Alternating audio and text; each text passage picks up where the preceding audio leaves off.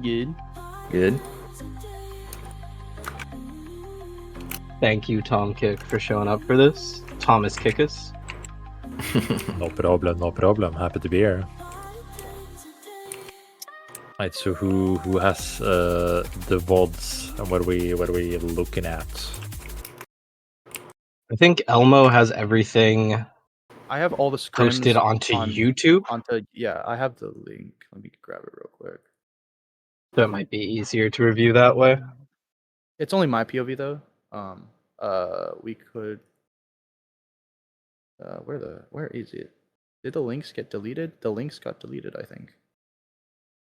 That's really funny. Mhm. Okay, I can just grab the link again. I think.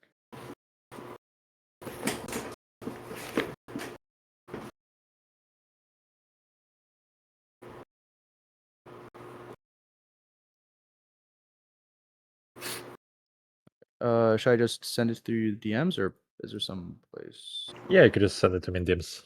Okay. I think the biggest thing I wanted them to look at, and if you see something else, or if they can correct me on what they want to look at, because I also think that's more important, is rotations and thoughts on their team comp and win conditions within that team comp. Because they have been playing around with some different comps, and I feel like in general, like prioritizing different rotations and things on the map was something I learned a lot from you, and I think there's a lot of carryover. Let's see.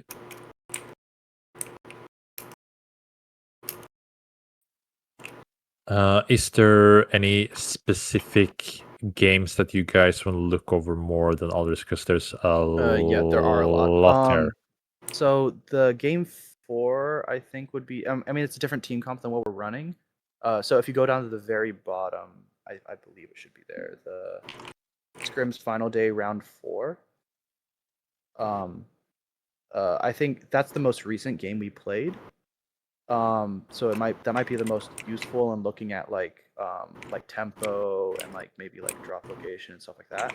I mean, I was playing Mercury that day instead of Oath, which is probably what I'm gonna be going forward playing. Oh, yeah, and I was on Celeste instead You're of on Celeste. So the team comp might be a bit weird, but it still might be helpful for like tempo and positioning and stuff like that. Or I'd say ideally that's probably like the one not to look at, right? Because we were more goofing around those games and not playing as seriously. Okay. Even Or if the the last last one was still one. better. the last one we played. So I was just asking for like tempo because I feel like our tempo in general is just slow. But it's whatever you guys want. Yeah, like I think it would be best to, in general, look at what's most similar to what you guys are doing currently, and then, of course, if I mention or look over things that you guys already know, feel free to like say so, and then we can move over to our stuff.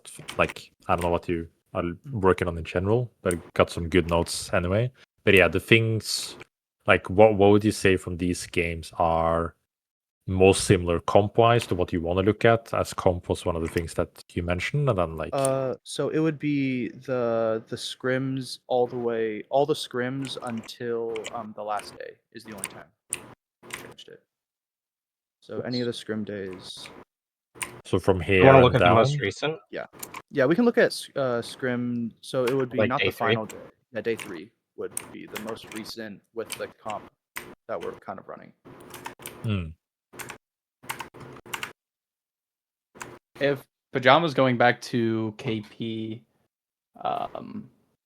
then the only change would be the new character on Hestia. Yeah.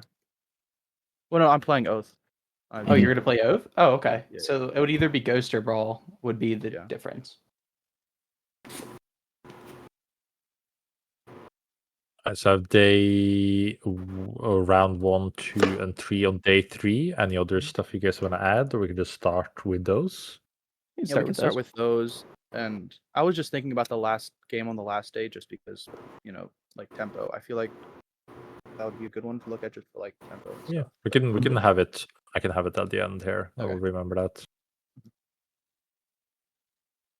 All right, awesome. So the introductory notes that I got was then team comp, rotations, general thoughts around that. Is there anything else that I forgot or other stuff that you guys want to look at in general, or just kind of take it as it comes? I take it as it comes. Mm-hmm. Yeah, it's good. Like, cool. Take it as it Then we comes. have a start. FYI, for before we start, like all of my thoughts and ideas isn't necessarily what is correct, but what I am doing and what I find a lot of success with. Like what I think is very important about Supervive as a game in general is how everything is so dependent. Like everything is situational. Everything is like depends. But a lot of the things that I'll be talking about is what I consider personally like the fundamental start of where you can start building those situations. Like there is rules to every game, and if you know the rules, then your next step after knowing all the rules of the game is knowing when to break the rules. That goes to between like being a good player and becoming a great player. Great player knows when to break the rules, but it's important to like get all the fundamentals. From my experience playing this game over like 2 years, and then feel free to ask questions whenever you guys are wondering about anything. Let's see, everybody can see this okay? Yes. Oh, I don't know why the screen is like this, but I guess we'll just have to make do. Oh yeah, I have a wide monitor. That's Apologies. fine. So this is the comp that you guys are running. Yeah. Except Brawl might be Ghost. Well, in general, so like we can go through this with both the Brawl and Ghost in mind, but we'll take this game as an example. How do you guys approach the game? Like, what is your guys' thoughts of like early, mid, late game? How do you guys want to play the game in general? From my perspective, we're not that strong early, and then mid game we kind of have to play around KP or maybe, and then Brawl can kind of harass, and then late game it's again KP, Brawl harass, and then Oath follows the Brawl, or Oath ults the Kingpin hook, or Oath ults the team as we get up as the KP hooks, just so like is at least my point of view. Well, agree. I think in general, what I see when I look at your comp is that you have a really, really bad neutral, which means that if you end up in a standoff situation, in many cases, it will be rough. Of course, it will always depend on like who you're meeting. So this means that like the idea and what you want to be looking for when you play this comp is that you need to play fast and decisions need to be effective. Like hesitating is harder with this kind of comp than, for example, a PoE comp. If you have a lot of range hunters, then it's okay to play slower and decision making in different ways. But when you have this comp, it's all about like fast paced decisions. Because if you hesitate versus teams that have good neutrals, you will lose a lot of resources and health and etc. etc. So as I mentioned earlier, like tempo with this kind of composition is going to be very important.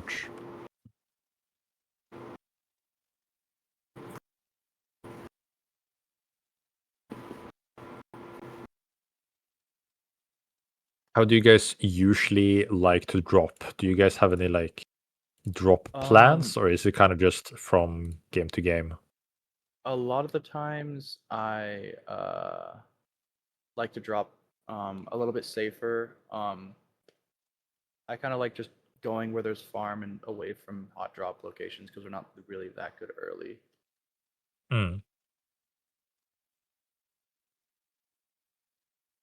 That is fair. I kind of like that as well. Like with this kind of team comp, you kind of can't do that much early game. I see that you guys early pinging. With this comp, one thing I would just keep in mind, which is a small note, is locking in a drop early can be very dangerous because you have a team comp that is especially weak. So if you end up in a situation where a lot of people want the same thing as you, then your escape route is going to be a lot harder, basically, compared to other team comps. In general, don't be afraid to let the ship kind of just go a little bit and then see where kind of areas you can scout or go out to later. I am personally a fan of playing for any like edge kind of like shark positions early, and use that as like rotation to get away from where people are going to be. Now this is a super central path, so it's like everybody's going to be like it's fairly spread around. But being able to play around edges that I talk about a lot in general and playing edge in is going to help with keeping track of where people are in general. So by doing this, like it's I don't know if this is going to be fine or not, but in general it can be fine. But be aware that if you end up in a situation where multiple people drop here, then you kind of flip it very early. So here it seems like you're uncontested, which is nice. And then I imagine you guys are just gonna get the camp and go north. Yeah, this is all good. Like early game is kind of just about farming, getting your ISO spot, getting your grips, relics, and then kind of the interesting stuff comes after that.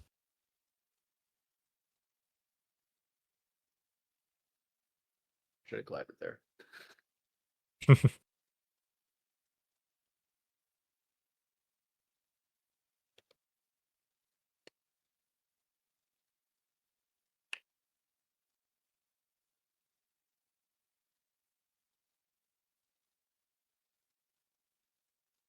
See, what are you guys just generally looking for picks? What's your idea now? I see like you have some relics, you don't have your grips. See, some of you guys are missing some stuff. What is the general idea? What's the plan behind the rotation? What you guys are doing now? I believe what we were doing is just looking for farm and trying to move to zone. Just to get gear and stuff. And then if we can find a KP hook, we pick them. But it's kind of hard for us to get picks at this point because we're still level 6. Yeah, at least that's what I was thinking. I don't know if Icelarm or Jama have other thoughts. I mean, we might have been a little lost. We probably didn't have like a yeah. mapped out like where we wanted to go yet. So off drop, I'd have we to probably I'd have to just see the farmed down. map to tell you what we were thinking because I don't open have map any for a memory. while. Oopsie. Yeah, open map a lot. It's good. But one thing I would say, like, what I would want to do when I look at your guys' situation is I agree, like, look for farm because you haven't hit to like your first important spike, which is getting all your grips, kicks, relics. You have most of the stuff. I see that you guys are prioritizing relics first, which is good, important spikes. But to help the situation, if you are going to scout, prioritize your sharks. Being able to just use sharks to get around the map will help instead of just having to walk around. This means that you can also easily just drop by, for example, UAVs to get info, where are people on the map, to kind of like get an idea of which sides of the map is going to be more open or closed or more cluttered in general. So the idea of what you're doing is good now, but like when you have tools like sharks available, try to use them for scouting instead. Because we're kind of running into like the middle of the map. You don't really have much info. I know there's not a scanner down in race row. Hopefully you hit this scanner and then open your map. This is always the important question that people. And That's why what are we we- not? So this is the thing that I always talk about. When we hit the scanner, guys, open our map. How much info did you get there off? None. We learned nothing. Yeah. We hit the scanner and we didn't open our map. I think somebody opened the map. So I think somebody commented there was a team place. But I should have opened. But everybody should though. Yeah, it's just like a good habit. Like you just do it for 1 second, boom, see where are all the red dots, and then you have a mental note. It doesn't mean that you will remember everything. Like not everybody is like autist like me and just try to remember where every single dot on the map is. Like play around that, but just mental noting those kind of stuff is really, really important. I think I wasn't opening my map enough because I put in a really weird keybind, so I recently changed it to a different keybind. So hopefully that helps. So I think it was on like V or something, and I had a hard time hitting it while doing things, so I switched it. That is quite the peculiar keybind, yeah. Yeah, it's now on tab. Yeah, so that's like a small note, like being able to hit those in general is going to be very important. Because right now, like when I'm watching through this, like I don't know what you guys know. So now it's also harder to make decisions. Like maybe one of you guys know, okay, boom, here we at least got some info. This is good. how do you guys want to approach it? I see that you kind of want to play for this boss. I like this, but also you kind of don't have your grips.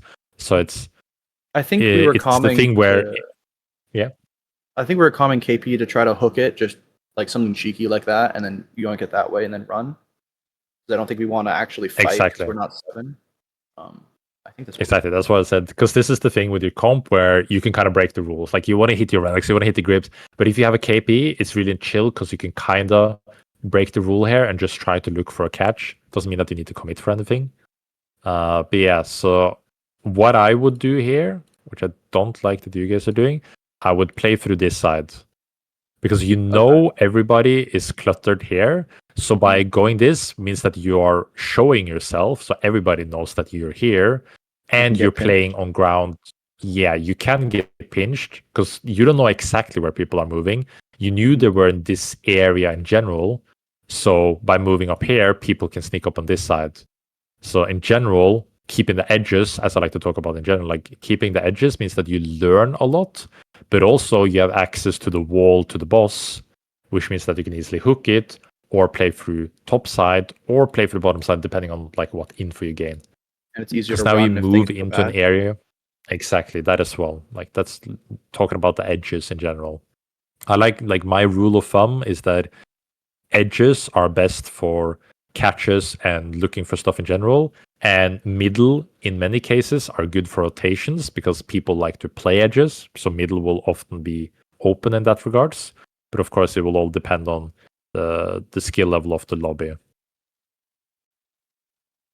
But yeah, you're getting some good farm. This is so nice. You try to look like it's fair. Like you don't need to always do something, but looking is always nice. Right there. What do we? I should have dashed in and ulted or done something a bit more in Wukong. I'm not sure actually. He has I ult. just missed my stun, but There's multiple things here where if we're doing this, we should always put the KP first because KP stun is just more reliable. Now KP is a little bit behind, but like here I would rather apply pressure than try to kill a Wukong.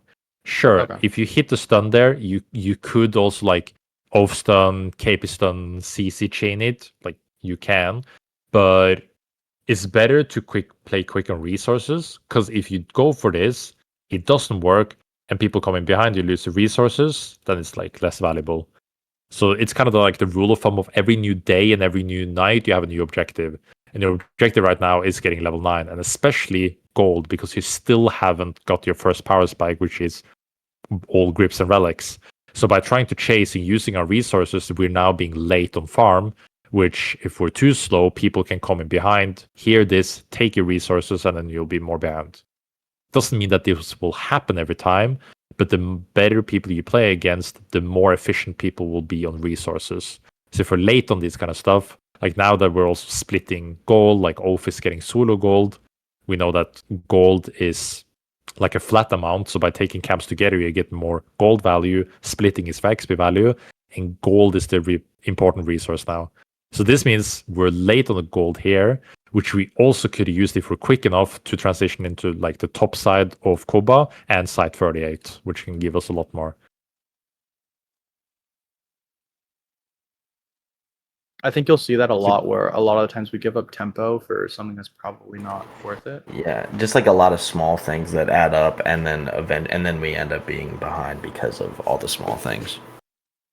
That's why in general I like to have checklists. Like what is the habits that you want to create? Like now we're in a good spot. We have our grips, we have our relics, we're level 9. These catches are good because now we found people that hasn't followed the checklist. Like they're far behind, they're down the levels, they have their stuff, but it's like a good advantage play.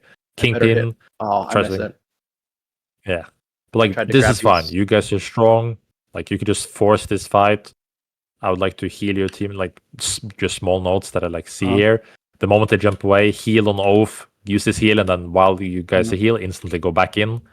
It's just quick things we can still do while charging in after. I was just a little worried about healing, just because I don't have any perks to help with mana, and if I heal like twice, I think I'm basically out of mana. But see, here you heal once, but you only use it on your allies, and then we wasting pots and we're using resources. And like I get it, I agree, but it's about like what is more important right now? Is it health or mana when we're in the fight? Like Oath can still do a lot of stuff without mana. You just being a big beefy boy, sledging them with your hammer and like holding shield is good for your Brawl and KP. But of course, like if multiple people will come, that's a little bit rough. But the thing is here. Again, this is where we go back to the thing about checklist. New day, what I always talk about, new day, new objective. What is objective? Level and objective control. So moving in here, we gain nothing. If we move in here, we have lots of farm. Yeah. I think I just saw Ooga Booga. There's a camp up here. I don't even know. There what are I was camps up thinking. here, yeah. That's true, but there's just hogs way and more. exploded boys. Yeah. So this again is small things, but they add up to, as you guys said, like what is important about tempo, being able to play it quick. If you're first on resources and you have this, that means that you can instantly start looking for people. So if people that are like quick on tempo has now gotten level 11, they will now have the time to look for you guys as you are the slow ones and can have an advantage fight if they find you.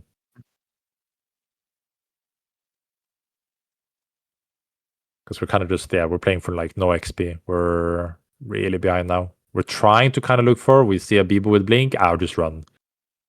Okay. Like Bibo with Blink, we're low on level, like we need resources.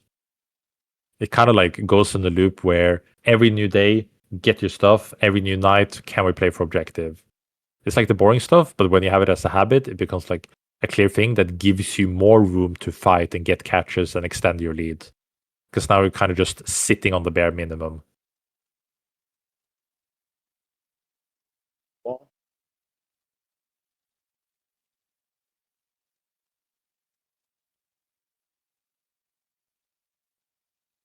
Oh, I should have I blocked don't that like. hook. Yeah. Yeah, I don't like that we're engaging with Ofold first. It's just a habit with easier chain stuff. KP, I don't know why we're dashing on KP, but KP should try to always dunk first and then CC layer on KP dunk because it's just more reliable. And I should have Also, not small dashed nut. there. Yeah, exactly. Like I was trying you to just knock being him a through wall. my ult, but yeah. Yeah. I was trying to knock Like him here, away. you don't need to knock him because you're knocking away from teammates. Because if you Uh-huh. just put your shield and hold here, then your teammates can hit the Luna while you just try to hold the other like enemies away.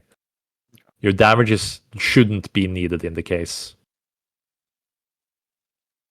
But yeah, here we kind of failed the first engage, and now we need to get out. Because the problem is they have Shiv, they have a better neutral. We used a lot of resources on the first engage. We failed. They managed to get out. Now we're in a neutral standoff with low resources, and they win. So we overextended, and we kind of like lose our stuff. And we also have like 0 perks. And this like kind of it is the spinning ball of being behind and not playing for the correct objectives.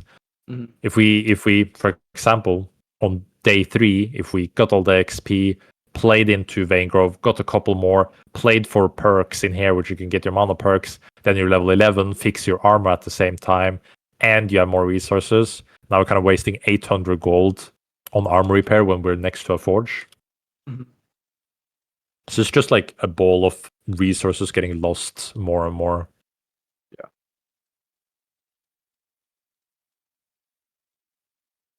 It's now new day.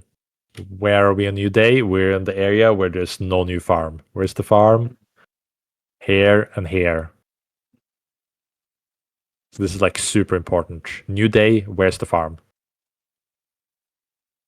Like there's kind of stuff here, but you should always try to play for the most efficient farm. And then like if you can't get the one below on grasslands, then you can always go back into Vanegrove to try to like, okay, we didn't get everything, we got some, and then try to get a little bit back. Because now again, we have no control over the forge. We're so starved. And it's like, imagine like we're starved, but we haven't lost a single fight. Like you guys haven't lost any fights. Mhm. This is purely just because we haven't gotten resources right, and played yeah. officially. Yeah. We haven't lost a single fight. We haven't we didn't win any fights. We went neutral in some fights, but we just lost resources. We didn't get any members, but we're still behind. And now, because we're behind, we have no armor, no setup, get engaged on first, and kind of gumped, and then game over. I don't think it's going to be too much interesting stuff for sure. Like, you guys might be able to get up, and there's still a bunch of the game here, but I would rather try to find a game where hopefully you guys are in a little bit more stable spot, so there's more relevant stuff. But for sure, like, the one important thing is day-night timers. Mhm. This needs to be looked at. Number 2, like with info, UAV, with map, I and can do a better 3, job with that later. CC setup. This is like the first things that I'm noting on this first Okay. game that are really important.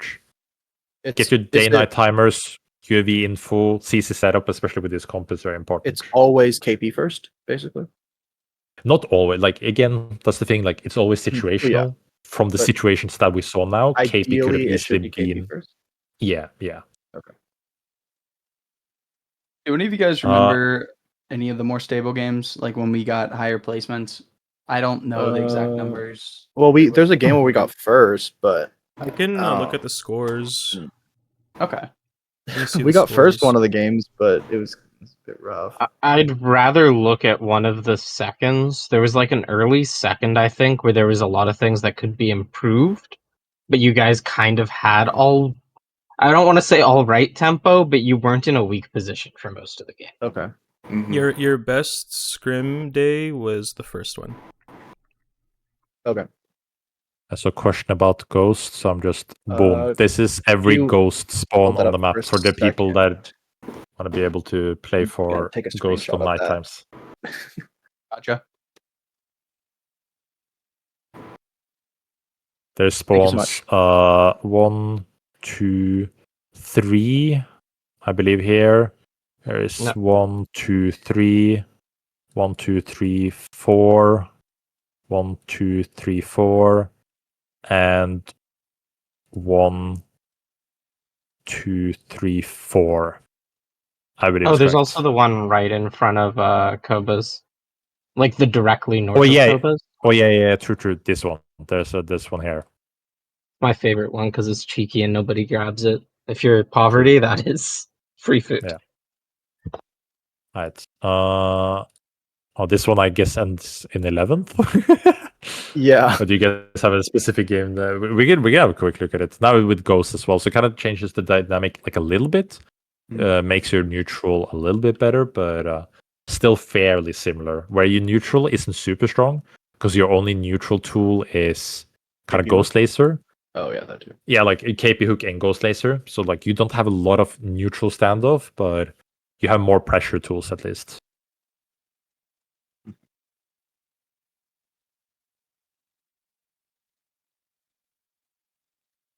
Oh, okay. I see something interesting with this map that it might not happen, but I can. It's some interesting information that can help, especially with map air. Now, one thing I've learned, talked about this before, it's a little bit different now with multiple day one creeps, but these one, the bosses, they are always inside the first zone. Mm-hmm. Yes. This can help you predict later zones. Now, in this case, like there's a decent chance like the game can end anywhere between like these areas, can also pull more down. But there's a specific other note that is my favorite info is that if say for example this boss was down here, then you would know like in 80% of the games the zone would hard pull down here. Which means that you can early predict, not fuck yourself. Like if you drop here, then you're gonna be behind almost the whole game unless you like shark rotate in. But being able to predict this early can make you not need to rotate as much and always be in good position to be able to play on people playing late into zone. Okay. So the more the bosses are on any of the like edges around the map, the more likely the zone is to hard pull to that direction. Oh, what is this drop? What is our plan here, boys? I think it was to grab the sky sharks and then like go left or something. think. Okay, Dock here, okay. get camps, go Sky Shark. Maybe Dawn Caps? No, that's really far though. I don't know. I was about to say, like, this, it just looks like you say left, but like if you want to go, yeah, I'm curious to see where you go. Like the only good thing I would say is you can play Magipog here, but then I would rather be more central so you can choose the camps. Okay. And if you want to go to frag, then it's quicker to just drop on frag than try to go for these. The only thing is, like, if you go for dawn caps, then yeah, you can be quicker to dawn caps, but your comp is really bad for early contention, unless you just play for opening crates and getting out. Because there's gonna be 5 armors. Like, I don't mind that strat. Just trying to go to gold armor, pick up an armor 2 and get out is like totally viable, even though you have a weak comp. Okay, it seems like you guys just aura diffed other teams. You're chilling. Good aura diff. Good aura diff. Oath level 1 is really scary. I mess up the stagger there.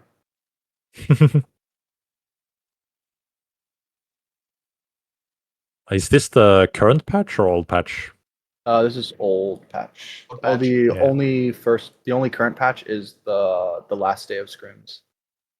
Yeah, because then, like, small notes, like if you want to be super efficient, if you're super nerd like me, I already see this as a horrible pathing because the boss spawns here, which means that if you want to get the boss, your pathing is gonna be back opposite and lose tempo. So the best way is to start on the left side and go to right, because then they can catch all the XP on the same side.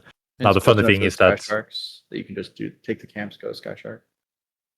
yeah, that as well. And then, like, some of the boss spawns also change with the patch. On this patch, the boss is now here, so you need to, like, adjust. So if this was the new patch, then it would have been a good rotation, because then you, like, effectively get the boss when it spawns after 4th camp died. Fun fact, or like good fact for the people that don't know, after 4 camps the boss spawns in. Oh, it's 4 no vibes. matter how many camps there I'm pretty sure. I'm pretty sure it's like for all areas. are. Okay. There's some slight exceptions, like the Koba's boss. Like, Oh well, yeah. Yeah, but like, but okay, most of those because exceptions are pretty that is easily just one known. camp. Yeah. Of course, for like that, for the islands around Koba, like all the islands has like 1 or 2 camps, so they insta spawn. But like for the general areas, it's 4. Yeah. Okay.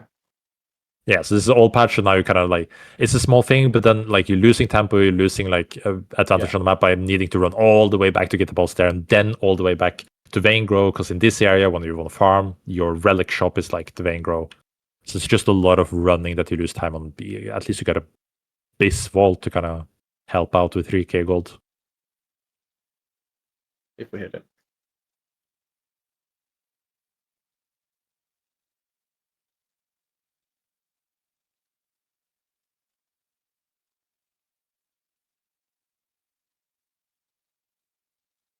Yeah, so we're doing the normal path. We can do this path like 1 minute quicker. If I'm over exaggerating a bit, like 40 seconds quicker, probably. But at least you guys are getting a lot of good stuff. I don't think this Soulbound is good at all. I just picked it up. I was Yeah. gonna drop it once I got an actual item. That's fair. Alright, but at least now compared to the last game, you guys are in a good state. Like you're on Vein Grow for night. You have your grips. You have relics. You are now, as we talk about like phase 2, like what is your objective on daytime? What is your objective on nighttime? It's basically day, get your resources, get your levels. Now, if you have done everything, you've gotten your levels, your armor, your whatever, which means that it's easier on the nighttime to play the objectives, because all the important objectives spawn on nighttime. Some objectives can be Ghost, which you have now in Vein Grove, or the night 1 bosses, soul bosses, drops, etc. that comes on each night. So with this tempo, you guys can now set up and hold control.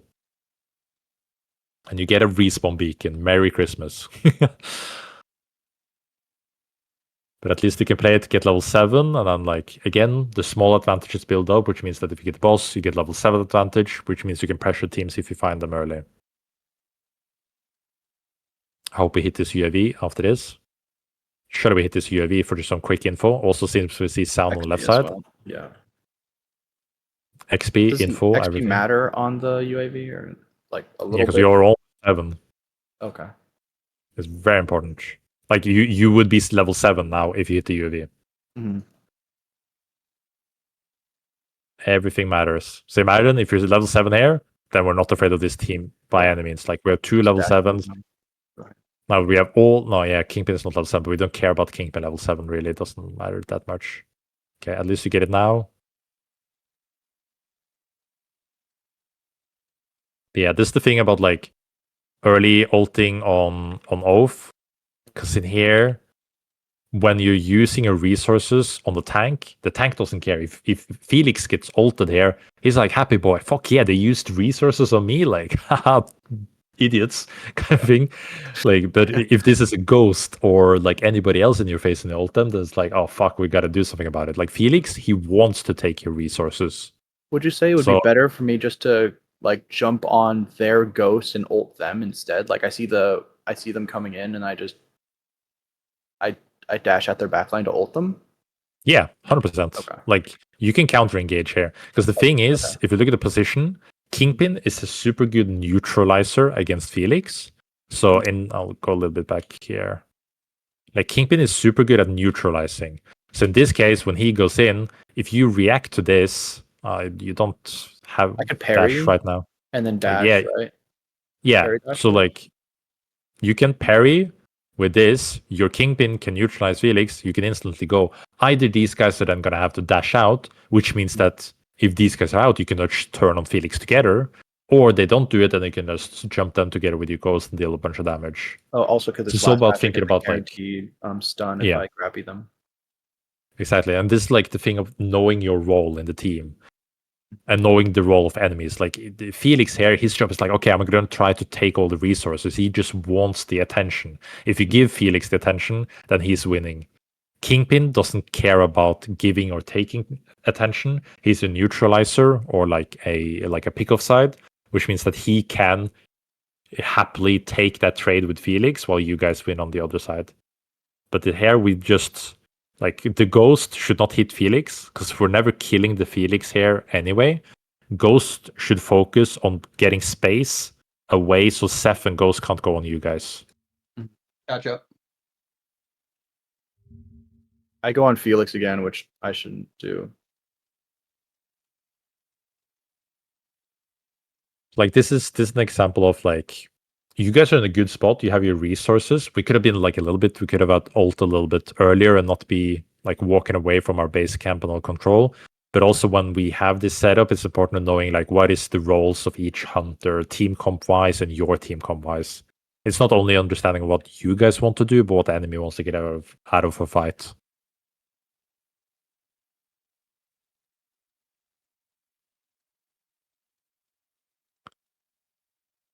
Yeah, we're farming, getting stuff. Next objective, getting levels, fixing our armor.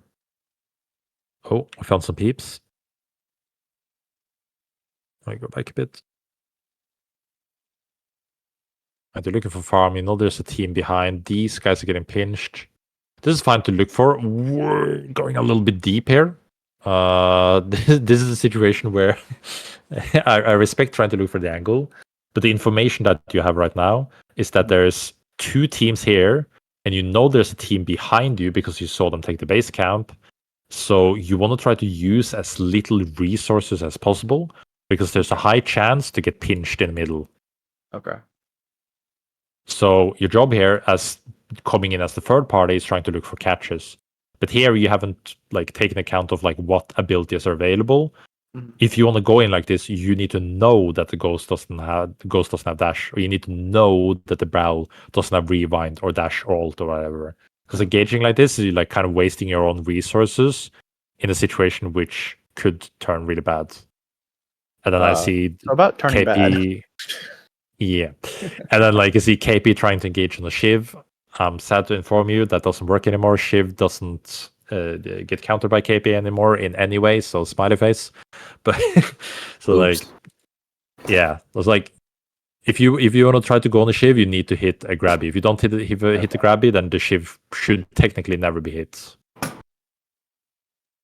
Okay. It's the sad news about the Shiv KP matchup. Before, if a Shiv dashed, Also, this was and- troll.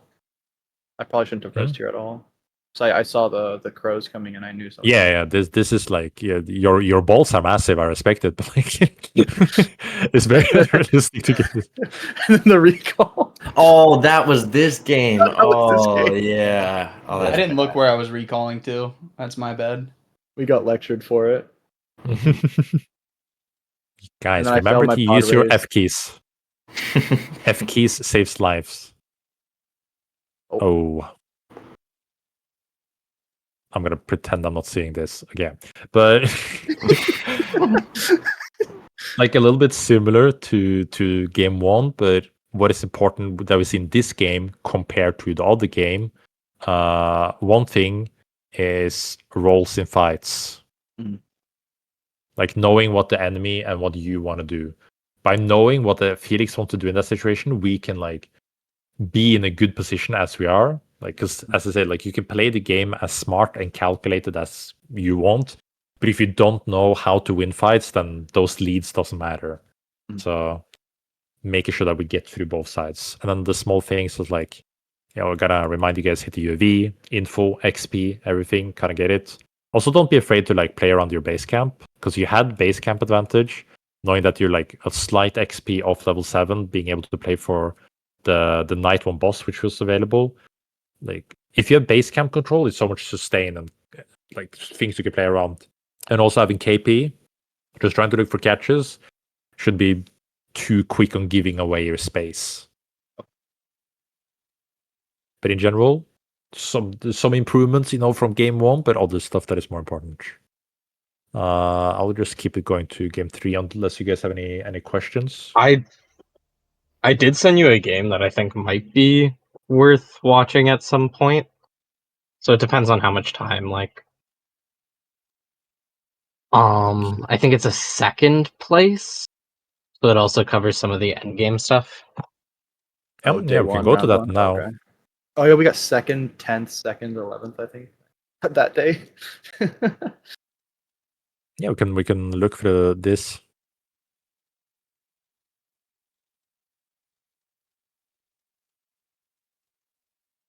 All right, we're back to the Brawly Boys comp. This is our first day scrimming, so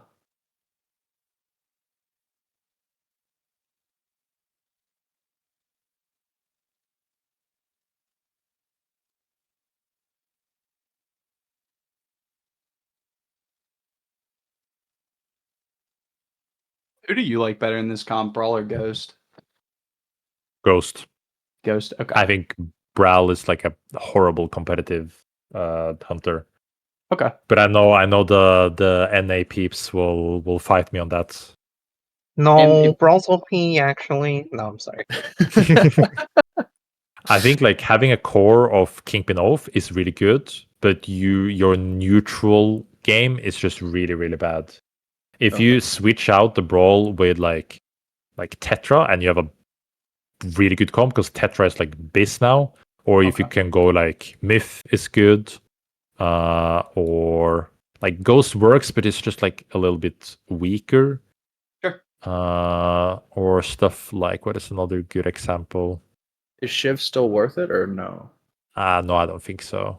Like she's still good if you're really good at Shiv, but like I don't think it's like super important. But I think like having neutral ground, Carbine, Myth, Tetra, those 3 are like really good for the neutral battle. But you could also switch out honestly with Wukong, because Wukong's neutral. Because Monkey does what Monkey wants. Yeah, so those like kind of options are pretty good. That's what I would only consider. Thank you.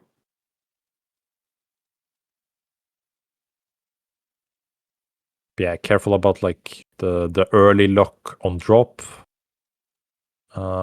Is there anybody on you? I can't see here. I think you're alone. I think we're alone. Yeah. Yeah, seems alone. Alright.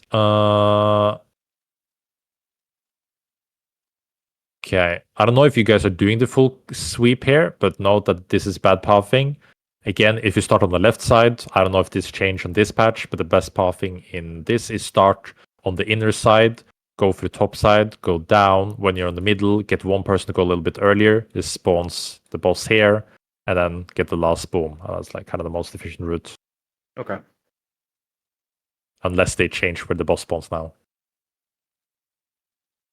I was a bit slow on the stagger, but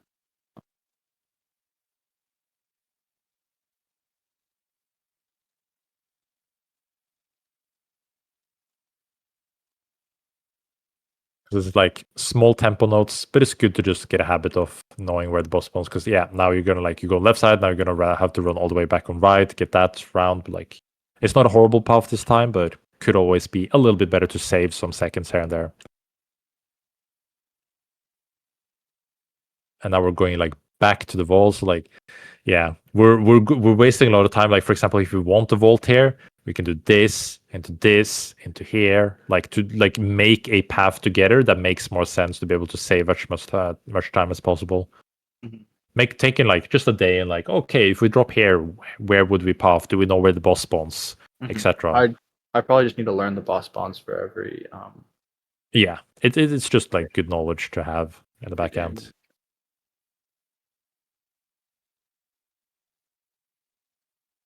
I would say we're 50 seconds behind what we could have been on pacing wise.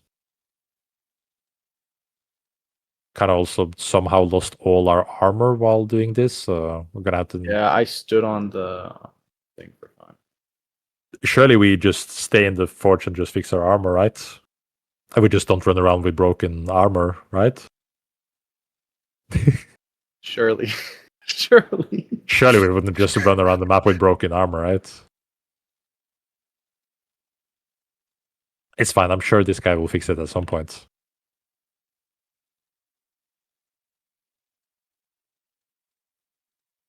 Alright, you're farming at least. You're getting all of the base resources. Okay, you're saved by the green armor. Lucky you.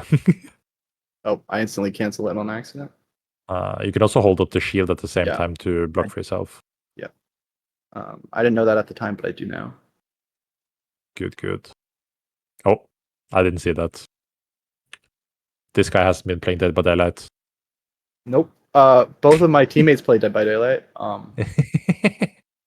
Yeah.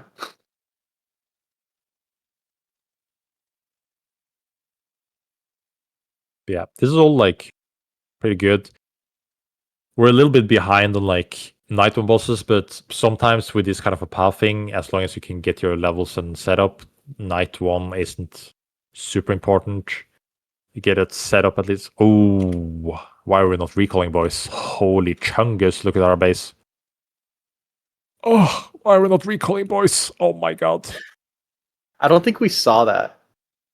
I gave you shit for this. I remember it. Yeah, I don't think we saw it. I also remember getting shit for this. Oh my god. Oh, the resilience. It hurts my soul. Okay, it's fine. So yeah. Yeah, we get this base camp. It's so much better than. Oh yeah. No, right? you're so right. Yeah, no, we don't want resilience. It's fine.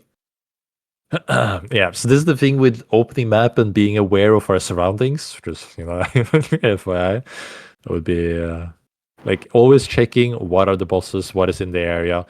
Even if you're not consciously knowing that you're playing for whatever the night bosses are, every single night always open your map. It's where are the bosses, what are the bosses. It's also mental notes. For example, even if there's a blink that spawns but it's on the opposite side of the map, it's okay, there is a blink in the game, beware. We need to note that the longer we get in the game, meeting a blink, if it's a Bibu, KP, that can be those conscious information pools that you have in the game is always going to be important. Okay.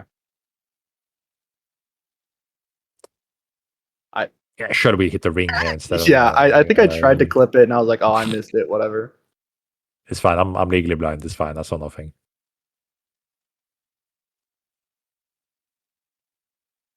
I don't know why we're not... Oh, there's a team there, that's why, okay. Yeah, we're in we're in the 5th position. Do we have our level? No, we don't have our levels. Okay, but we're going for it now. This is fine. We're level 9, but then again, wait, let me... Did we... No, we're not opening our map. It's fine. We ignore this guy. He's having a rough day, guys. We don't judge. But yeah, like right now, we should be opening our map. Like, where are the souls? Just get info. Like, is it playable? Is it horrible? Like, should we try to power for it? Right now, while waiting for this, we could have already gathered the information of where is the boss at least. Doesn't mean that we have to play for the boss, but getting the information of where it is and our options is important. And we're okay, level 7. Go on, this guy. Oh, I tried Wow. to. Yeah. It's fine. I'm legally blind. But yeah, this is the thing about like getting quick to info. We don't really have any info here, but we see like, let's see. We see right. Boom. Here we see level 7. Why did we walk back, for example? Like, we should instantly see his level. He's level 7. Just walk into I his should have face. jumped and ulted him, stuff like that. Yeah. You don't have to like use your resources, but like you can, for example, just shift walk on at him. Mhm. Yeah, because you don't know if he has his dash available. If you dash, you'll get the info. Does he have dash or not? Or if you can get behind him, if you insta dash, get behind, you can block his path by just holding your shield up. But that's the thing, like practicing like what information we are processing is important. Because if we're quick on the process, they're like, oh, this guy's level 7. Oh, he's alone. Let me just jump on him. Like, be in this guy's face. And I think then I was again, worried that his entire team was there, but again, they're a level down. My team is right next to me. So. in your oath, like you can do it. Like if you just jump in there, you don't have to use your ult, because if the 2 other members comes in, you can ult to gain space and pull back. But you know you have somewhat of a decent lead. But then again, we're on the daytime. Sure, we're getting the ghost here, but now we're late on XP again, unless we like insta recall after the ghost here. We're not insta recalling. We're going for a hog instead of getting the major XP. Shall we insta recall now to get our XP around the base camp? Surely we want some XP right now. Yeah. So this is a thing I think you guys need to work on, is being quick on the day timers. Because now we lose our base camp, we lose our XP, and we're now behind again. So like you guys are decently on day 1 and day 2. You seem always to be quick on like the XP in general. But day 3 and out, it seems like you guys kind of just forget that it's an important objective. We get 1 camp here, but now in most cases, all other farm on the map is gone.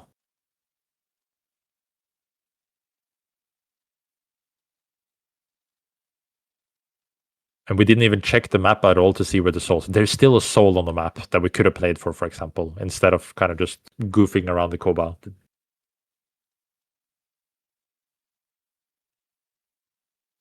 Now, night 3. Here again, we should open our map. Where's the plane? We see the plane like here. We can try to see where is the drop coming in. The fun note, they're like, I don't know if they changed it with 1.0, but you can kind of predict where the drops are going to be, like the exotic drop on night 3, where it is, depending on the plane path. And approximately, I don't think it's completely random, but they have like semi-set spawns from what I've gathered. But here you can try to look for where is going to be the exotic drop. Can we be quick on that? Because it takes like 5 seconds to land. But instead, we have no space. We lost our shield instantly. Yeah, it's like we're kind of just running around doing nothing. Like, what is our objective now? What do we need to try to go for? We're getting some ghosts at least. Here's the drop. Are we going to be looking at the drop here, guys? There's a drop right below us. Surely we don't skip this like the resilience earlier in this game, right, guys? There's a drop right below us. Surely we would like have a look at it and like see if we can try to get the drop. Okay, it's fine. We want the base camp instead of exotic drop. It's fine. It's fine. You know, because with the exotic, with the storm shift, you can buy gold armor, right? Surely, guys. We gotta work on our night objectives a little bit, I see. But like we could have gotten an exotic for free there and then go to base camp. Yeah, I think sometimes we play scared because I think sometimes we see that we're behind and we don't want to fight. Okay, well, how would you consider your position now? Like, would you say you're weak, neutral, or strong right now? We're under leveled. But we do have base camp. But we're kind of in the middle, so we could get pinched by a lot of people. I would say you're neutral. Like, there's nothing horrible there. Sure, like you have one guy that is like one level behind. You have decent armor. Like you can like buy. You have 7k gold. You can easily. Surely, I see you guys like buy quick some pots and armor repair instead of running around doing nothing. Surely we would like get some pots and armor repairs. You know. I'm a lot better at that. Sorry. Yeah. But yeah, so it's like in general, you guys are.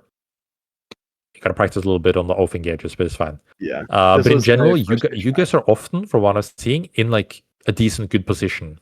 But it's about like what you do with your tempo. So as we talked I about, think like, sometimes we see we're in an okay position, and then we just have no idea what to do. We're just going to stay here, and then we just twiddle our thumbs. and that's why the checklist is gonna be important. Like for example, like we're not playing for any of the night objectives. There's like. And it doesn't mean that you need to play for every, but just getting the habit of can we play for it not gives you like a sense of direction. Even if you don't feel comfortable, like, okay, this, for example, Soul Boss is nearby. Let's try to go towards it because we have nothing else to play for. Let's try to see, like, is there a UAV nearby of the Soul? Can we gather information to see if other people are trying to play for it? We have a KP on the team, so like we can always try to hook bosses, etc. So playing around objectives while having a KP on the comp, it's always like, oh, there's always the potential pick or find we can get. Because that is the thing, like if you have your XP, you have your relics, your grips or whatever, then you could always, okay, your teammates got to practice getting your Yeah, I perks thought there. I didn't have it because I tried picking it up. I'm like, why is it not picking up? Yeah. But that's the easy thing with Kingpin is that you always have an objective to play for because the hook is so game breaking. Oh, Well, the thought was there. I could have res myself. so the thing with KP is that he's so game breaking that like you can always try to play for something. So for example, here instead of Kapachungus sending ourselves into the back line when our Val is going behind and healing, and our KP is behind the wall, we could have like played a little bit slower. But this is also like kind of the thing with the weakness of the comp that I mentioned, that if you are playing this comp, you need to play quick and you need to play together. The moment our KP is behind the wall and our Brawl is healing and you're going in, we have lost the fight. Like right here, we lost the fight because we're on three different stages. Yeah, exactly. The decisions need to be together and quick.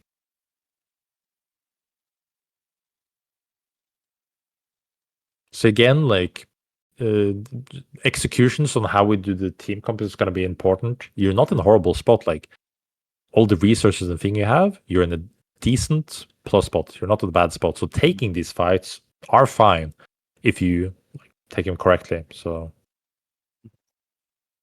we get back up, and now we're behind. Now we're in a rough position. Now it's a new day, and guys, it's a new day. What are we doing? Where are we going? But our camps, guys. It's a new day. Oh, we're running away from camps again. Fuck.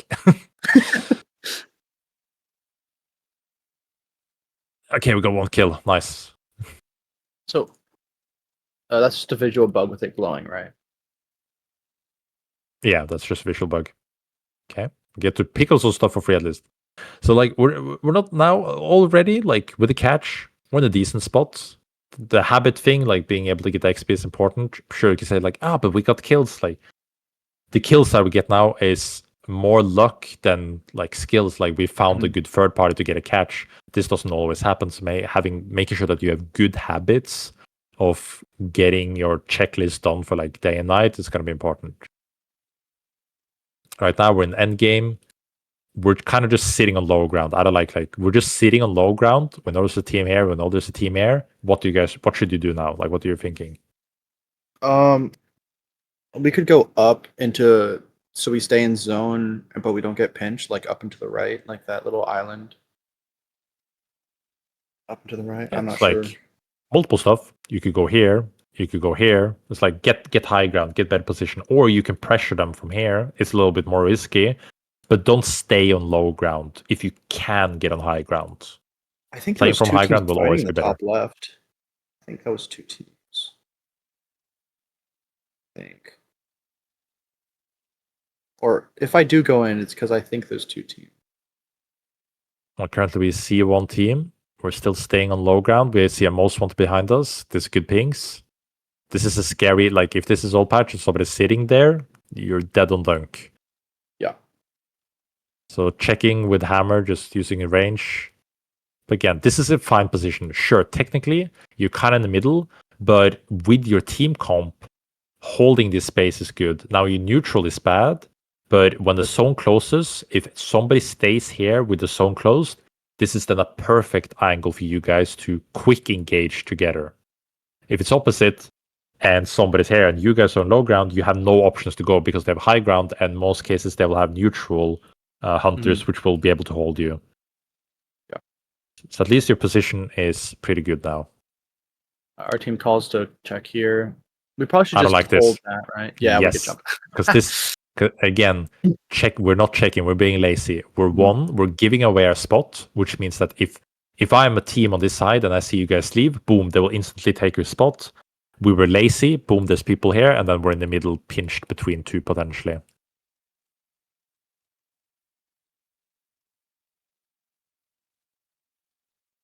This is lazy clearing.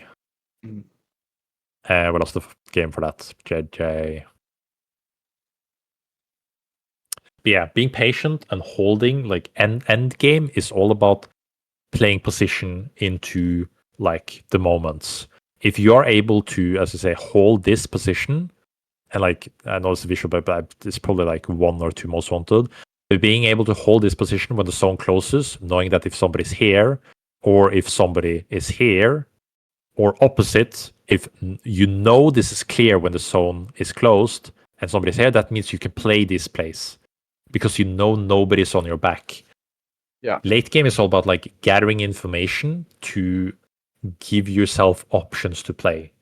When you know people are places, you can make plans. For example, okay, if they are in this place, this is a good fight. Or if you know there's not there, that means that it opens space to look for stuff in other places. But yeah, you guys get back up. I thought this was the second place game, so maybe we get a little bit of a clutch here. A little Boral clutch arenas. Funny dunk on last patch. I think is what happens. Train res. Drum rolls. I'm pretty sure he gets bitched off. Oh, Yep. okay.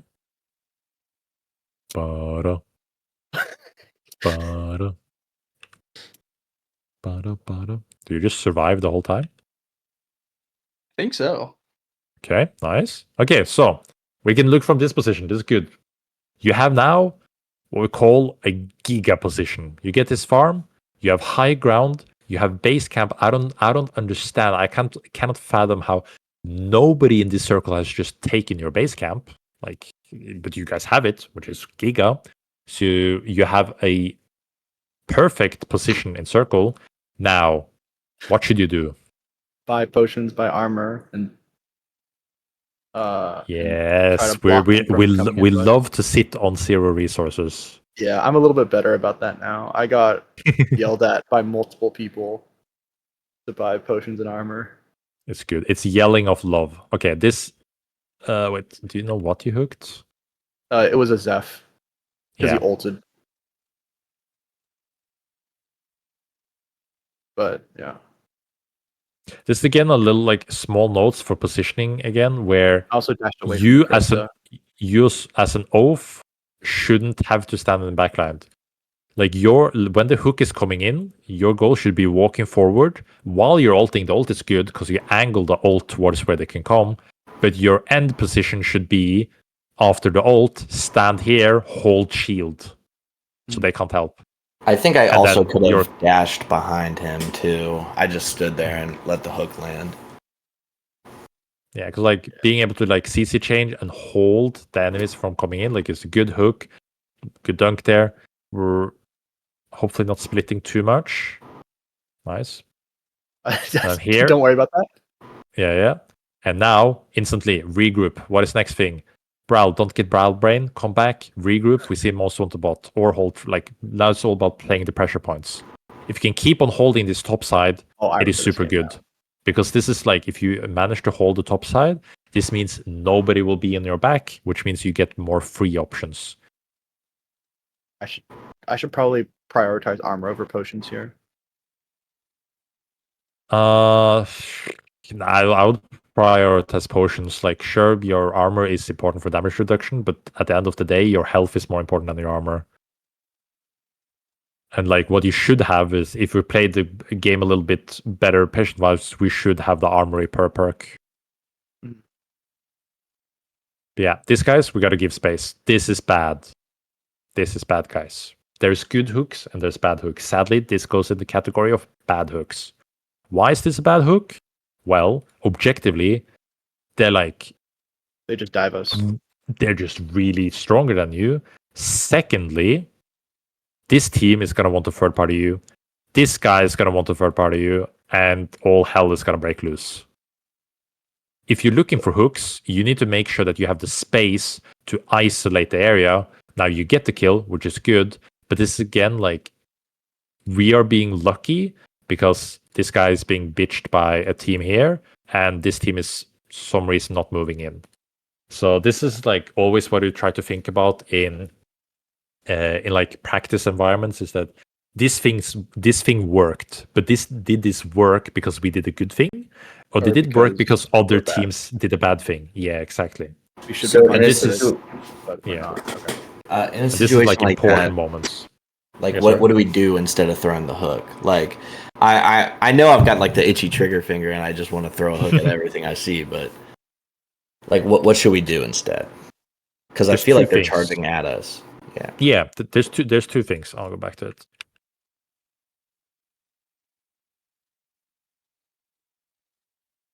Here, we should be already holding this space.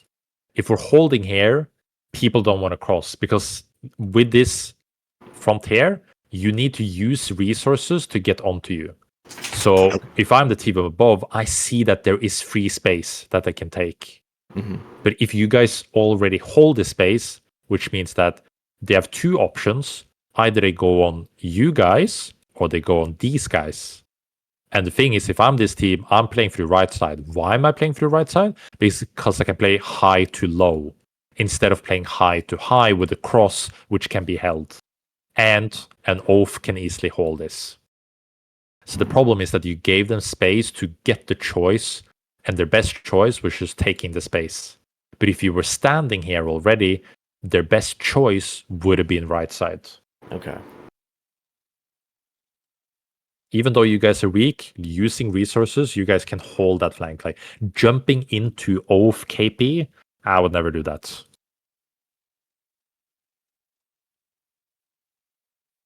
Because this happens, like red team, I don't know, they should instantly be going in and looking. They're just sitting in the corner here. They hear a fight, they should look. I say don't chase brawl. Look on left team.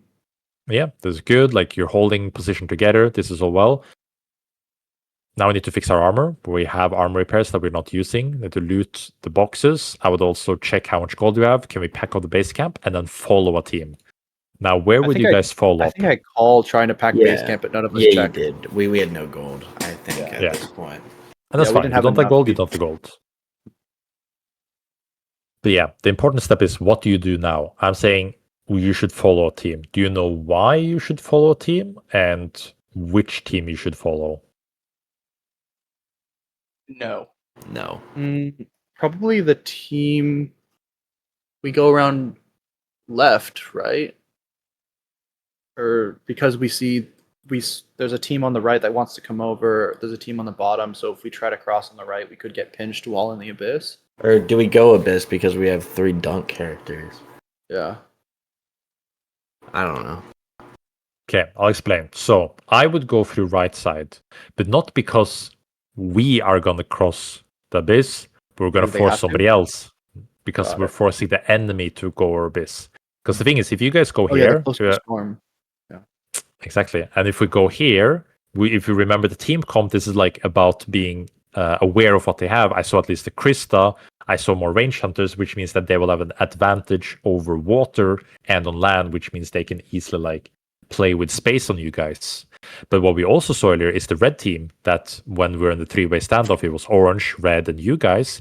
Red team was super weak, which means that you can use the red team as a pawn to push them to cross for you guys to get information. Plus, you have 2 platforms and you have dunkers. Okay. So I would go through right side and I would go behind the red team and force the red team to be your oracle/beacon to kind of give you information on the map. Yeah, I try to pack up Because if- base camp there, which is why. Yeah. Yeah. That's fine. Should we just pack up this way or like pick it up this way space? Because this again, now we walk into the ground. People can come from both sides. We see a Seth, we see a Krista. They have good range, hard to play. Now we try to bitch these guys on the right side. This is good what we're doing so far. The hook is scary though. Never hook first versus another KP team. Because if he knows you don't have hook and he lands a hook on you, you can't counter him. Because you know, like you can cancel his dunk with your own hook. So the KP standoffs is like KP's biggest counter is KP himself. So you don't want to be the one to pull the trigger in a KP standoff. I didn't know that at that point in time, but yeah, that's fair. I do know. This is good. Like we need to walk up a little bit more. Like a shield bash. We're playing like a little bit split here. We're managing like the idea of what we're doing is correct. The execution is like needs to be worked on, but this is all good. The thing here is here it starts. We get hooked. This is fine. You should be shield bashing the KP, but like at least since I don't know he goes back a bit, blocking, ulting, KP should not go in here. Here we should talk about this choke needs to be hold. If we manage to ult, split them off and hold them on that side, it's also good. Because what we can do, if they don't want to go through the right side, is that we can keep on following them and push them into the team on the left side, like giving us new options. But we managed to win, it looks like. This is all good. Oh, it's fine. I didn't see your hammer. My bad. That happened a chase this. lot. It did. We have platforms. We should go right side. Oh, this is scary. If a team is on the left side here in this range comp, you guys are dead. But you were walking in luckily. So about us dying to a range comp. Surely this doesn't happen, right? Surely we just like play on the right side and the base and try to bitch people into the range comps, right? Yeah, sure. Oh wait. Oh, it's a range comp. Oh. I didn't put my shield. Oh. It somehow works. Surely we just like go into the right side. Because like I Sure. wouldn't want to just stand here in the Krista ult like we I have also didn't know about platforms. the crystal interaction. Yeah. Sure. Guys, surely we don't stay here versus the team that has been bitching us for like 1 minute now. Like it's okay to leave. It's okay to like take the L. Nice, good. Go down. Nice. Pick up stuff and then third party. We're a little bit slow, but we should like heal, buy pots. Kill that guy. Again. Like it was close. Like this is really good. We're doing a lot of like somehow like the correct things. We're just slow on the execution. We're taking a beating a little bit too long that we should. We're giving space where we shouldn't be giving space, but a lot of the ideas you're doing is good. But one, I'd say talk about your space and what is this goes back to like the same with fighting enemies and standoffs with enemies. Whereas we talked about with the Felix, what does the Felix want to do in a fight? But also, as we saw the example when you got engaged on, or like you got the hook on one team where it's like, if we fight these guys, can we hold their space? And if we hold their space, what choice do they have? Like, can we give them less choices, which forces them to go other places? And then We have resources. I'll just call it resources. You understand, like being able to quickly grab things, get pots. Pots are really important. Like having this, talking about, like, I like to call it like a consumable check. In late games, you'd like, okay, guys, what consumables do we have available? Because these can change how your teammates think about fights. Like, okay, do we have an avalanche? Do we have platforms? Do we have chonkers? Do we have robber raccoon? All of these stuff can change how you want to approach fights. So doing like a checkup, like, ooh, what kind of options with our consumables do we have? Are we low Also on not really resources, on the high on floor? resources? Yeah, like that as well. Like a lot of different stuff, and then it's all about pathing in late game. Where are you pathing? Who are you pathing against? Like, are you strong enough to bitch people, or like, are you the bitcher or the one getting bitched? You know, like depending on your current strength in the game. Do you guys have any questions? Anything you're wondering about?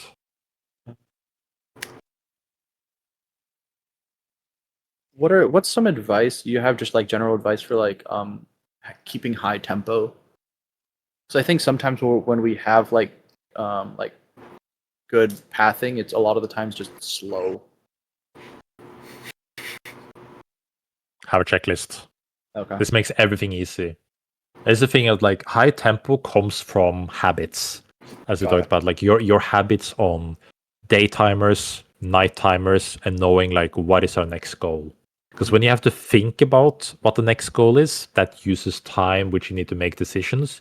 But knowing what your goals are, having a checklist, means that you can easily just follow those by habit, which means that you can think more ahead. If you know what you're doing every day, if you know what you're doing every night time, means that you don't have to think about it. And your next step is like, okay, we do this into this, and like you're creating multiple steps, which means that you can set up for more plays and you can dictate how other teams have to play if you're ahead. And there's less of a mental stack as well. Exactly. So like, don't be afraid to like have an actual checklist, like have a notepad up on the side.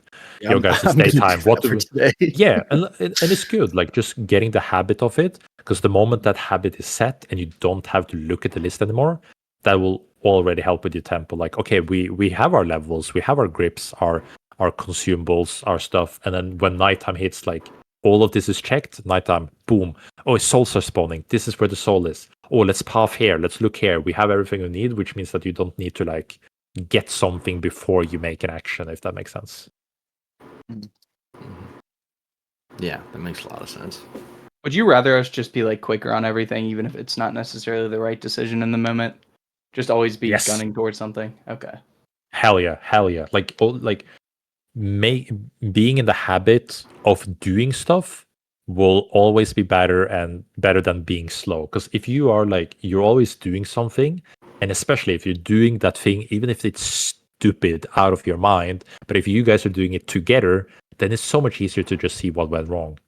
Like doing the correct thing, but one guy's doing the correct thing and two guys are doing like the wrong thing, then it doesn't matter. But if three of you guys are all super committed to that bad thing, then at least when you look at it afterwards, like, okay, guys, this was fucking stupid, but now we know, like, that was a quick review, like, we just know. So being like, don't be afraid to be quick, make mistakes, then things become more clear. Okay. Gotcha. That's a huge tip, because I know we struggle to pull the trigger a lot, as I'm sure you've seen. So I think going forward, just even if it's stupid, you should probably just do it. Yeah, it's like the habit of like noticing thing quick. Like for example, with the ghost that we saw, like in Kobayashi, level 7 ghost. Like just fucking go on him. Like yeah, like don't be afraid to walk up. And then like if it didn't work, look back at it like, okay, did this work because we chose to do the right thing, or was it because we executed wrongly? All about like finding the options quicker. Yeah, that's what Screams is for, is practice. Don't be afraid to do stupid shit and learning from it. Yeah. Okay. How much time do we have left? Kind of thinking of like wrapping up. It's getting a little bit late here, but I'm happy to like answer any questions. Kind of like like from chat here. If chat has any questions, yeah, I was gonna say if chat has any questions, is there a way to like raise your hand or something, and then we can like bring you up? Yeah, That kinda if works they as raise their well. hand, any one of us can bring them up. Okay. But yeah, we can Well- also questions in Twitch chat. That was quick. Hey, I think I got pulled up. Can you hear me? Mhm. Hi. Sweet. Yo, thanks so much for doing this, Don. This is amazing. I'm curious and I know that this question is like coming from a broad point of view, and everything changes depending on the situation and champs and whatever. But in general, would you, or what do you think about the idea of in a team fight, especially like where we might not be executing perfectly and may not always know the roles of our champs or theirs as we're learning this game still? Is it typically a better idea for the three of us to be not only on the same screen but also like focusing the same person? Should we take good care to realize that there's not always that that option, or that as like the right option, and there are enough fights where it makes sense for us to split and maybe chase through? I think I'm basically just asking for like general best practice when you're going into fights, if maybe we're not, you know, quite yet at a level where we can break it down quickly. Simple stupid. Always think simple stupid first, because like then you kind of evolve from that space. So as you said, like the first simple stupid thing you can do in team fights is, guys, let's just be together and focus one target, and then like that will in most cases always be the correct decision when you're new. And then when you do that together, like we're all focusing the same target, we're all together, and that doesn't work, that's like, okay, we can look at this. Is it because, oh, what if we just let one of our guys cover, or one of our guys hold a different angle, and then you kind of like slowly branch out and out? So I would always think about simple stupid. It's the same concept with the checklist, where it's just follow the rules. Doesn't mean that the rules are needed all the time, but if you start on the baseline, then it's easier to like build on it over time. That's awesome. I have one more small question to add on, and that the answer makes a ton of sense. Separate question on like when you're choosing where to spend your money, especially like that during that first day after you've done your first clear. Is it always best to get grips first, versus if you have a chance to go relics first? Is it like hunter specific? Anything you could sort of say there? Generally, I like to go relics first, but I also play a lot of hunters that are relic dependent, but also because of relics being harder to get than grips.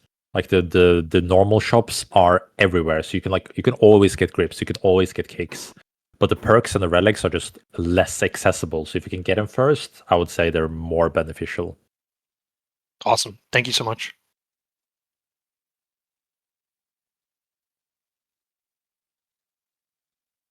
Oh, I also have a quick question about this current patch. So I know that they increased mana regen just across the board. Is it still basically required on a lot of characters? Because I haven't really played a lot in this current patch. Is it still basically required to go like dash engine and like mana perks? I don't build that on like I only build that on Oath. I don't need that on Kingpin. I don't need that on Tetra. Stuff like that. So I think it's very like hunter specific. Oath definitely needs it. But yeah, I think it's very specific hunter wise.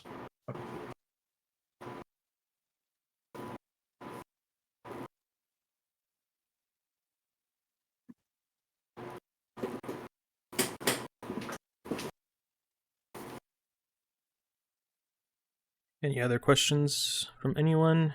Is there any requests from... Oh, I see one. Okay, there he is. Howdy, Tom. It's Pensado. Hello. How's it Good going? day. Great. So, my question was, when reviewing team fights or mechanical matchups, things can get highly theoretical very quickly.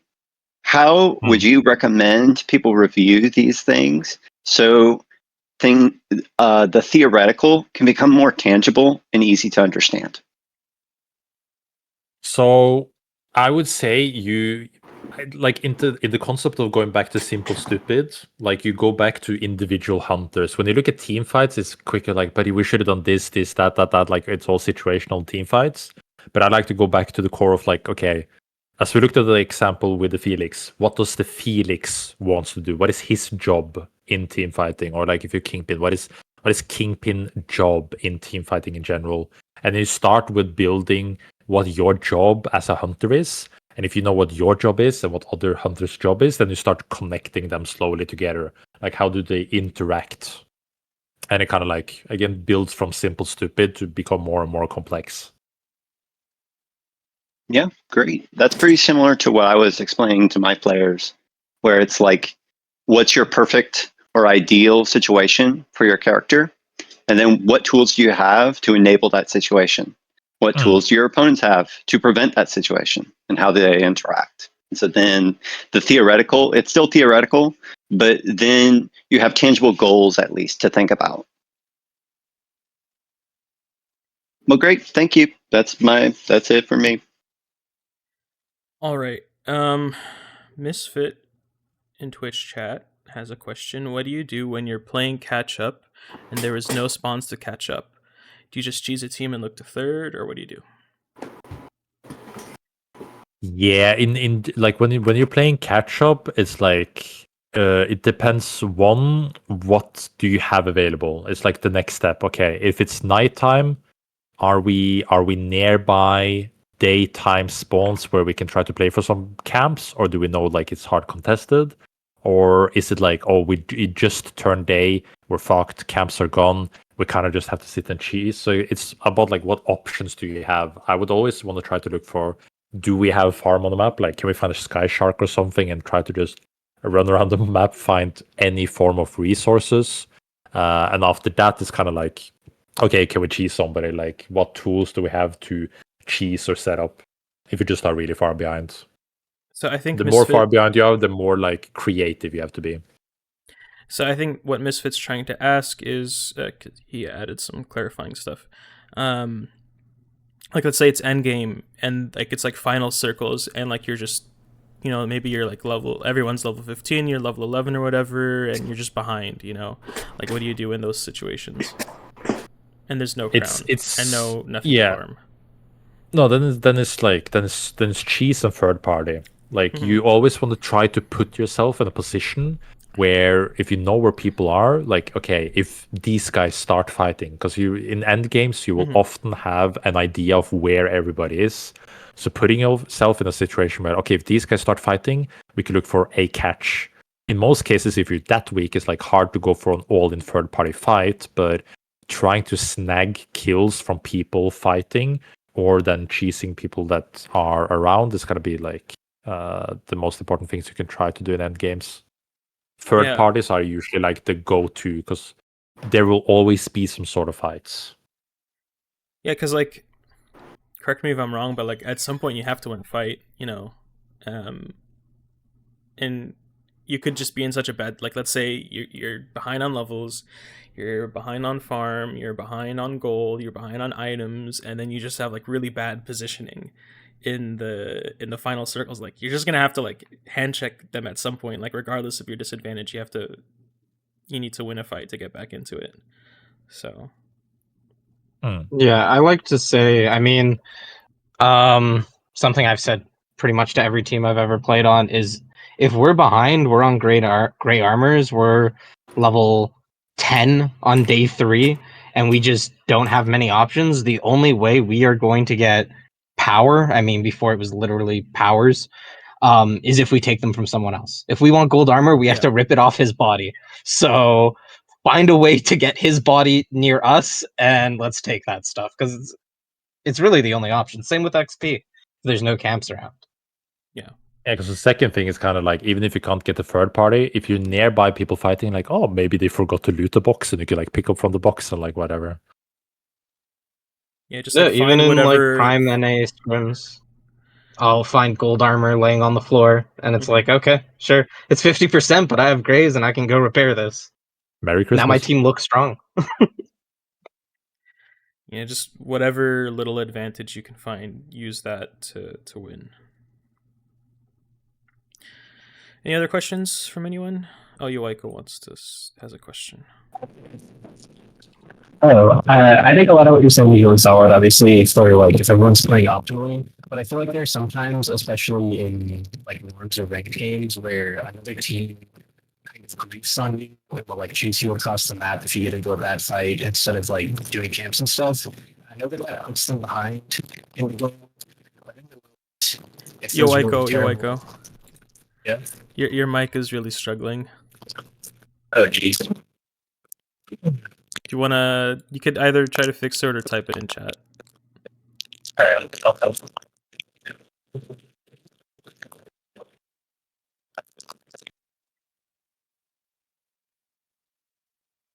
Game over.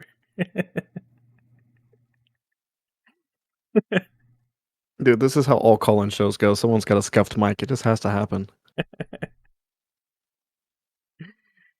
All right, Yo Aiko's typing it out right now.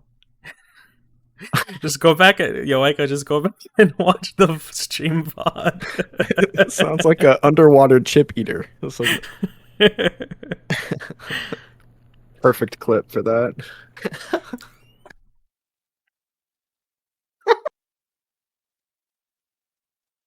All right, we'll wait for Yo Aiko, and then I'll bring you up Willamander. And then I think Willamander, because I think Tom wants to go to sleep, so I'll have Willamander be the last one. Oh, like, it is chill. Like, if people have questions, I'm happy to sit a little bit with that. All right, do you want to read it, Tom? What you're saying makes a lot of sense if every team is playing optimally, but what if you get into a bad fight and the enemy team grieves into you, chasing you around the map while other teams take camps and stuff? Is there a way to play them off or other teams to get back into the game, or is it just lose the situation? It kind of comes back to like the idea of creativity. If you're literally just being chased around the map, is like, can you kill them on the chase? Because depending on what hunter you are, you will have some advantages, disadvantages if you're being chased around. But I would say like one cheesy thing you can do is trying to loop them in a way where you can set up with your team. If you have teams alive, like if everybody's dead and you're kind of cooked, and it's kind of cooked. Like, can you try to bait them into other teams? There's like kind of those kind of situations that I can only see left. Like if you're mobile enough to lure the team that is chasing you into another team potentially, but in general, it sounds rough. Yeah, if that is happening, then it's cooked. Willamander.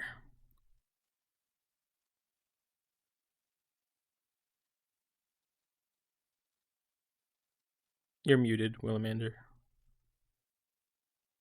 Thank you so much. My bad. My last question. You'd mentioned earlier that some like general like overarching comps that we were watching, and there was some that were like really good at neutral standoff, some that were really good at like picks or engage. Off the top of your head, like, would you mind even just like naming the like comps or like the handful of popular comps or the strongest comps that you think about in Supervive? I only sort of know like League of Legends, for example. I'm not really sure if it's the same or how people look at it, from a higher level point of view. Yeah, so good question. In general, this will often be like a hot topic over regions and whatever. I'll of course give like my EU brain POV. I currently think that Tetra is giga broken and strongest hunter in the patch, and she gives a lot from both the neutral aspect, fighting aspect, and like brawling stuff in general. So what my team, for example, is doing, our go-to slot is kind of just Tetra, Wukong, and Bibo. One, because like we have Orlando's on team who's insanely good on Bibo, so that kind of helps. But then we have space where we can play range. We have brawlers, and we're able to hold space. We don't have pick, like Kingpin is like the only good pick hunter really. But you kind of get a lot of areas that covers all different stuff. Like technically you can pick people with Bibo. But I would say in general you want to think about stuff that can get through a lot of stuff. Now, a weakness that we would have is, for example, we don't really have any anti-heal. So if we were to meet teams that are heavy on healing, we would need to play the fight quick, but we do have options being able to one-shot combo with Bibo card, Tetra, Wukong Dunk. So like we have set up to be able to play quick fights. So it's all about like what kind of options you have. But yeah, currently I would say Tetra and Wukong is really high up. I think Carbine and Myth are like super stable range DPS hunter, and both Myth and Carbine is really good against Tetra because they deal a lot of destructible damage or walls disappear super quickly. And then Oath will like always be a super good hunter just because Oath is a meat shield and he has sustain, he's tanky, he's space creator. The only problem with Oath is that he hates Tetra and he hates Wukong. But if Wukong and Tetra is not the game, then Oath is giga broken. But yeah, so like stuff around that. And then Cape is like, he's always a good hunter just because of the idea of he can catch people with his hook, which is kind of game breaking in itself. But those are like some of the hunters that I think are currently like really strong and you can easily build different stuff around them. You're the man. Thank you so much. No problem. Oh, I have a quick question that just before you go. Do you think it's better to play around meta or play around how comfortable you are on the character? You always start comfortable. Like you learn the game best by being comfortable on the hunter, so you don't have to learn the hunter and you need to learn the game. When you know the game, that's when you meta abuse. If you want to be a competitive player, you always want to strive towards meta. But if you're still learning a lot of stuff like about the game, I would say being comfortable is the most important thing. Okay.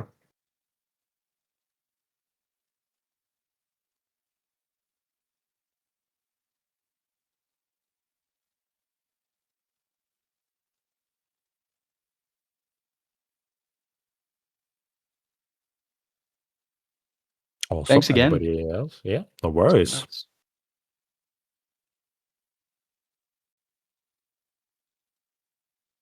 Unless you have any else, Mr. Super Warrior, then seems like we're closing in.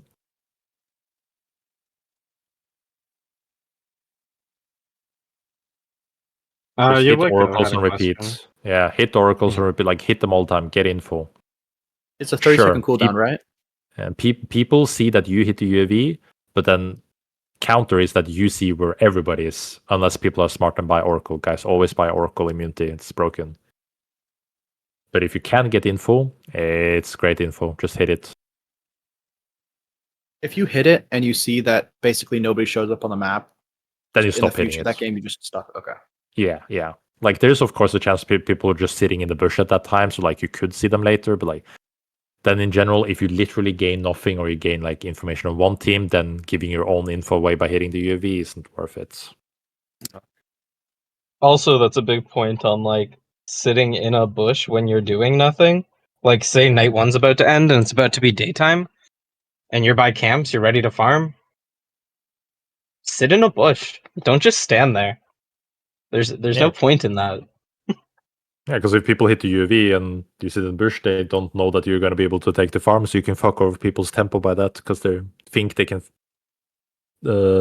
path towards you.